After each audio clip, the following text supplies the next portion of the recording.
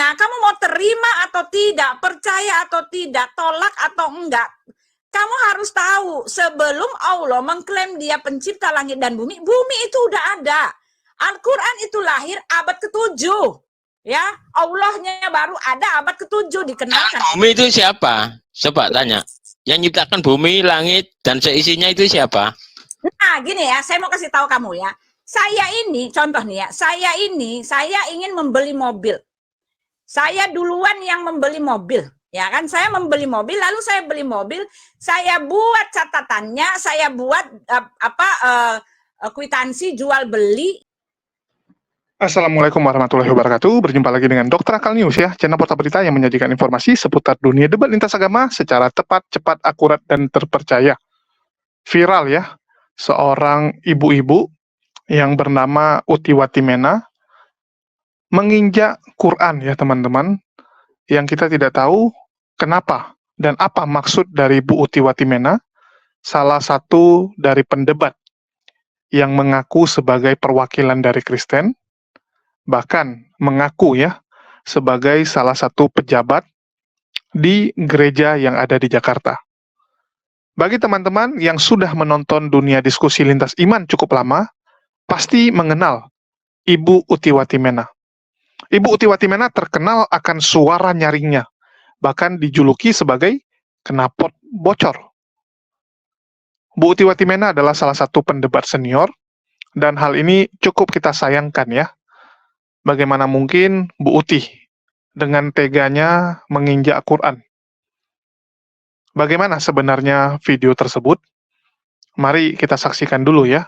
Ini adalah video dari Bu Uti Watimena yang saat live itu menaruh Quran di lantai dan kakinya menginjakkan Al-Quran tersebut, yang kita nggak tahu ya, apakah ini sengaja atau memang supaya halamannya itu tidak terhembus oleh angin kipas angin, sehingga diganjal, ya, ditahan dengan kaki dari Bu Uti. Mari kita saksikan dulu video tersebut. Yesus. Sebentar. Makanya saya bilang, kalau bicara sains, kalian mati kutu. Sepanjang buku ini nih, semuanya nggak masuk sains. Ya, semuanya nggak masuk sains. Nih ya, gelas-gelas dalam telaga Nabi, nih ya, dia. Tidak lalu Mustarid berkata di telaga itu gelangnya gelas. Ya? Yang maksud saya sains itu, Bu, kebenaran alam semesta. Oh, sorry, Mbak. Ya, ngomong-ngomong, ya. Mau membuktikan bahwa itu buku alam riwayat semesta ini ciptaan Allah, begitu. Itu. Bukan bicara tentang keringat. Lihat kok ya? Dihubungkan dengan sayang itu gimana, Bu? Sayang itu tahu, saya kan membahas alam semesta. Alam semesta ini kan terbentuk ya oleh sains, Bu. Siapa yang menciptakannya? Ya Allah. Nah, saya mau membuktikan dengan definisi sains. Iya, sorry, maaf, saya kepencet.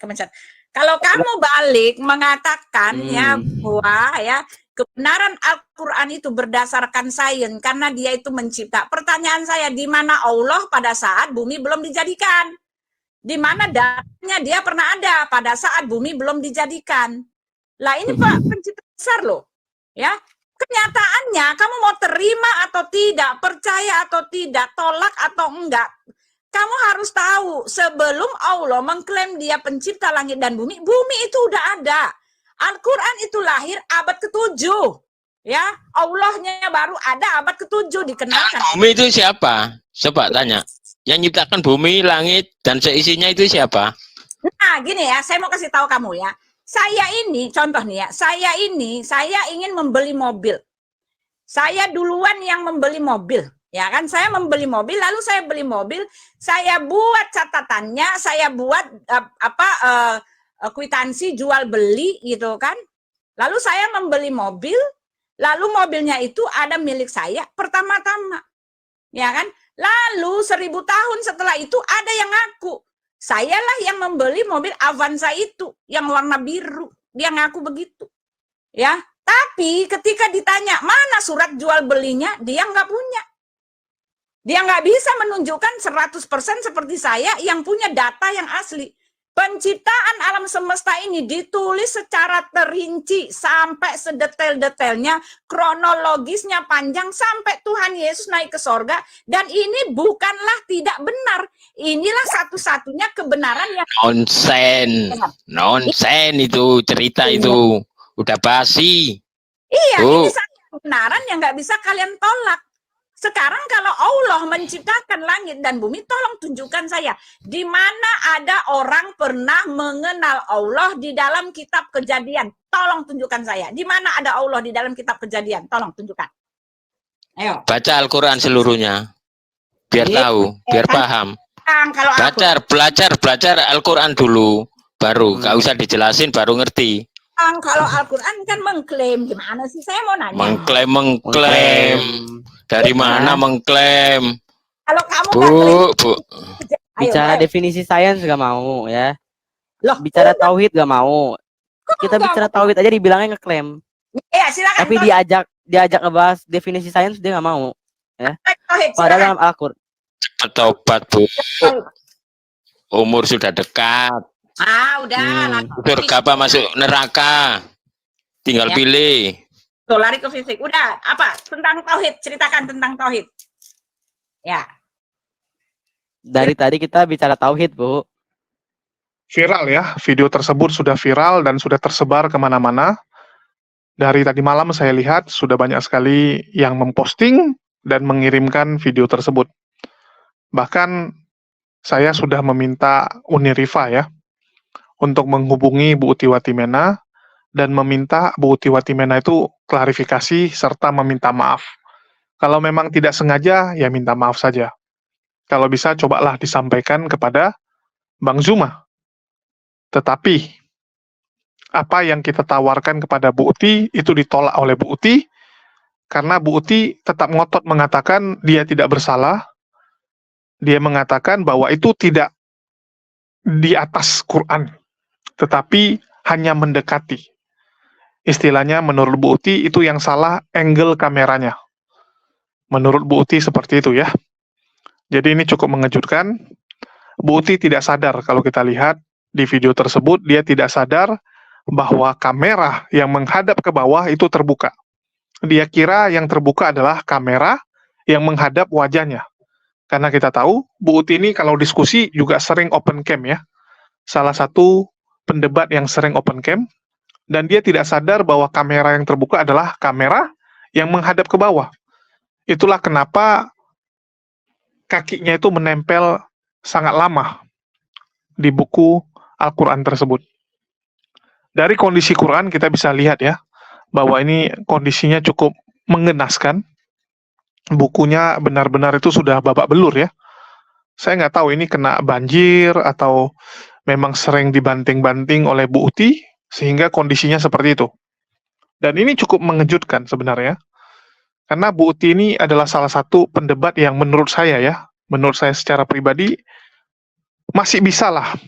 Ya, masih bisa kita ajak untuk diskusi baik-baik. Bukan golongan dari penghujat. Walaupun sarkasmenya, hinaannya, itu kadang-kadang dia lontarkan juga. Kalau sudah emosi, dia bisa melontarkan juga hujatan dan cacian kepada Islam, kepada Nabi Muhammad SAW. Walaupun dibungkus dengan sarkas ya, tidak langsung menghujat seperti para penghujat polemikus, tetapi dibungkus dengan kalimat-kalimat sarkas. Hal ini cukup mengejutkan, dan saya cukup sedih ya sebenarnya melihat apa yang dilakukan oleh Bu Uti. Apalagi kita tahu kondisi kesehatan Bu Uti juga sedang tidak baik. Bu Uti sedang berjuang melawan kanker rahim yang dialami oleh Bu Uti. Bahkan kondisi fisiknya sekarang sangat lemah. Dia sudah botak ya. Sudah kurus sekali, sudah botak. Kalau dulu kan gemuk. Dulu dia gemuk, suaranya bersemangat. Kalau sekarang sudah lemas. Saya tidak tahu ya, apakah ini cara Allah untuk memperingatkan Bu Uti, tetapi karena Bu Uti masih ngeyel juga, karena saya ingat, tahun lalu ya, saat Bu Uti sakit, saya ingatkan Bu Uti bahwa Allah memberikan dia kesempatan untuk bertobat. Dia akan disembuhkan dalam 2 hari, dan Allah ingin Bu Uti itu sadar. Terus Bu Uti marah-marah, Marah-marah dia bilang, enggak, besok saya sembuh. Yesus sembuhkan saya besok. Dan terbukti, 2 hari kemudian dia baru bisa sembuh. Saya sudah sampaikan hal tersebut, dan tiba-tiba Bu Uti kembali ya. Kembali suka menghina dan menghujat Islam. Dan kita lihatlah apa yang terjadi sama Bu Uti. Di beberapa minggu kemarin ya, saya sempat debat dengan Bu Uti. Dan sebelum debat saya sudah sampaikan, Bu Uti, kami mengasihimu dan Allah. Ya, Allah ingin Bu Uti itu kembali ke fitrahnya. Saya sampaikan seperti itu. Bahkan saya ngomong ya sama Uni Rifa, entah kenapa itu saya tergerak hatinya untuk ngomong sesuatu sama Bu Uti, tapi saya takut. Saya takut omongan saya ini akan membuat Bu Uti drop. Ya. Apakah omongan tersebut nanti kita bahas di konten yang lain saja lah ya. Karena kurang afdol juga dan kurang baik sebenarnya. Jangan nanti dikira kita mendoakan atau mengutuk Bu Uti. Takutnya kan seperti itu. Karena Polycardus ini kan suka sekali membuat fitnahan. Nanti takutnya disalahartikan oleh para penonton juga. Jadi pesan yang saya dapatkan untuk Bu Uti itu sangat kuat. Dan saya coba sampaikan dengan cara yang halus kepada Bu Uti. Tetapi ya, dasarnya orang itu udah benci dengan Islam, sehingga ya dia menutup diri dari apapun nasihat yang diberikan kalau orangnya agama Islam. Kalau udah benci ya seperti itu. Kalau yang ngomong itu orang yang kamu benci, kamu nggak mungkin dengar. Nah, itulah yang terjadi sama Bu Uti Watimena ini. Ini cukup menyedihkan ya. Saya cukup sedih sebenarnya melihat apa yang terjadi. Dan sekali lagi kami mengasihi Bu Uti. Kami sebenarnya sayang sama Bu Uti. Saya tidak tahu apakah memang Quran tersebut sering dipakai oleh Bu Uti untuk sebagai ganjalan kakinya, atau memang dipakai untuk mau dibaca, atau apa, saya nggak tahu. Saya nggak tahu ya. Dan memang luar biasanya Allah tunjukkan kepada kita bagaimana kelakuan orang-orang Polycardus ini. Dengan cara kameranya terbuka, ya tanpa dia sadari. Dan begitu Bu Uti sadar bahwa kakinya ada di Quran, langsung ya, live tersebut dihentikan. Bu Uti langsung minta channel-channel YouTube yang ikut melive-kan langsung hapus video. Tetapi ya, karena kegiatan menempelkan kaki tersebut berlangsung sangat lama, para mujahidin muslim, ya, para penonton dari pihak muslim sudah duluan merekam video tersebut. Dan itu tidak akan bisa dibantah oleh Bu Uti. Ahli forensik, ahli digital, itu pasti bisa membedakan itu salah angle foto atau benaran kakinya ada di atas Quran. Ini akan sangat sulit untuk dibantah oleh Bu Uti. Itulah kenapa kita malah mengharapkan Bu Uti itu untuk minta maaf saja. Ya, terlepas dari Bu Uti merasa tidak bersalah atau apa. Karena meminta maaf itu bukan berarti Anda salah gitu. Bisa jadi karena kesopanannya yang kurang, ya, atau untuk meredam suasana, nggak ada masalah. Tapi saya nggak ngerti ya, kenapa begitu gengsi untuk meminta maaf?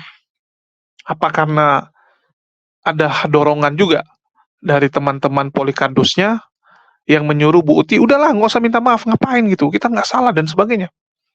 Dan kita sering melihat ya, sering sekali melihat bahwa rombongan Polycardus ini suka sekali, sangat suka menyarankan sesuatu yang nggak benar kepada orang. Mereka nggak peduli dengan keluarga Bu Uti. Mereka dengan gampangnya suruh, udah Bu Uti nggak apa-apa gitu kan. Nanti begitu ada apa-apa sama Bu Uti, ditinggalkan. Begitu ada terjadi sesuatu dengan Bu Uti, ya mereka langsung lepas tangan. Dan itu sudah sangat sering kita lihat. Polycardus tuh hanya mendukung saat Anda bisa menghujat. Saat Anda dianggap sudah tidak bisa menghujat, sudah tidak berguna, maka kalian akan ditinggalkan begitu saja. Sudah banyak contoh-contohnya ya. Sudah sangat banyak. Dan saya nggak tahu ya kenapa Bu Uti lakukan ini, karena saya ada dengar kabar ya. Ini saya dengar kabar karena penyakit yang diderita oleh Bu Uti nggak bisa ngajar. Artinya secara ekonomi dia drop. Belum lagi channel YouTube-nya sekarang sangat kecil kalau dibandingkan dengan saat dia aktif dulu. Sehingga Bu Uti ini mencoba menarik simpati donatur Islamophobia dengan kembali aktif dan kembali lebih rajin untuk menghujat. Kita tahu, zaman dulu Bu Uti agak mending, masih ada donaturnya, karena dianggap Bu Uti ini salah satu sosok Polikardus yang diperhitungkan. Tapi makin kesini kan muncul wajah-wajah baru. Sudah ada Sofiatul, Mikana, ya, ada Elia, ada Pak Bom, ada yang lain. Sudah muncul banyak orang-orang baru. Sehingga Bu Uti ini sudah dianggap ketinggalan zaman dan ditinggalkan. Cara satu-satunya menarik simpati adalah membuat sensasi, membuat hujatan, membuat fitnahan, supaya donatur Islamophobia itu kembali mau mendukung Bu Uti. Tetapi ini kan kebablasan loh. Yang dilakukan kan jadi kebablasan. Saya nggak ngerti ya, kenapa mereka ini begitu gampang melakukan tindakan-tindakan seperti ini. Nggak ngerti saya. Entah apa yang merasuki otak mereka ini. Aneh sekali. Kalau memang butuh duit ya jangan sampai seperti itulah. Jangan sampai seperti itu. Dan kita tahulah bahwa memang namanya sakit itu pasti biayanya mahal. Ya, sakit itu biaya mahal dan kita tahulah beberapa tahun yang lalu bahkan sampai Bu Uti itu sampai pinjol ya, sampai berpikir untuk melakukan pinjol. Yang kita nggak tahu sudah dilakukan apa tidak. Cuman itu diakui Bu Uti bahwa dia sempat ya kepikiran untuk pinjol. Bahkan karena nama kita ada di nomor kontaknya Bu Uti, itu sampai kita juga ditagih gitu. Ya, kami juga kena tagih gitu. Nah, jadi ini cukup menyedihkan. Ya, saya sedih lah, turut prihatin ya. Turut prihatin atas apa yang dilakukan Bu Uti, tetapi di satu sisi ya kita harus membela iman kita. Yang dilakukan Bu Uti ini murni udah kejahatan. Saya nggak tahu ya apakah roh iblis yang menghampiri Yudas ya, yang merasuki Yudas saat di perjamuan kudus itu, perjamuan akhir, ya, The Last Supper, itu sama dengan yang menghampiri Bu Uti tadi malam. Bisa jadi kan, roh jahat yang suka menghampiri orang-orang itu menghampiri Bu Uti. Sehingga Bu Uti melakukan hal tersebut. Ya, saya nggak ngerti. Tetapi, sekali lagi ya, Allah itu nggak mungkin lah. Ya, nggak mungkin melakukan sesuatu tuh kalau nggak ada yang harus diambil hikmahnya. Pasti semua ada hikmahnya yang bisa kita ambil. Bu Uti sudah diberikan begitu banyak kesempatan, diperkenalkan dengan Islam ya, dengan luar biasa. Tetapi Bu Uti terus menolaknya, terus menolak cahaya Islam, ya maka cahaya Islam itu pasti akan diambil ya, tidak akan diberikan lagi kepada Bu Uti kalau dia terus menolak seperti ini. Saya masih berharap Bu Uti itu bertobat. Ya, dari lubuk hati saya yang paling dalam, saya berharap Bu Uti bertobat dan jangan lagi lah seperti ini. Jadilah orang kafir yang baik ya. Kalaupun harus jadi kafir, jadilah kafir yang baik. Jangan seperti ini.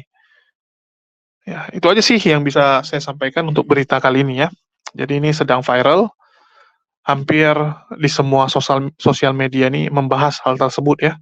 Baik snack video, TikTok, YouTube. Saya sebagai orang yang kenal ya ikut sedih lah, ikut prihatin dengan hal seperti ini. Mungkin itu aja dari saya. Makasih buat teman-teman semua. Di akhir kata saya ucapkan wassalamualaikum warahmatullahi wabarakatuh. Sampai jumpa di video-video kita berikutnya.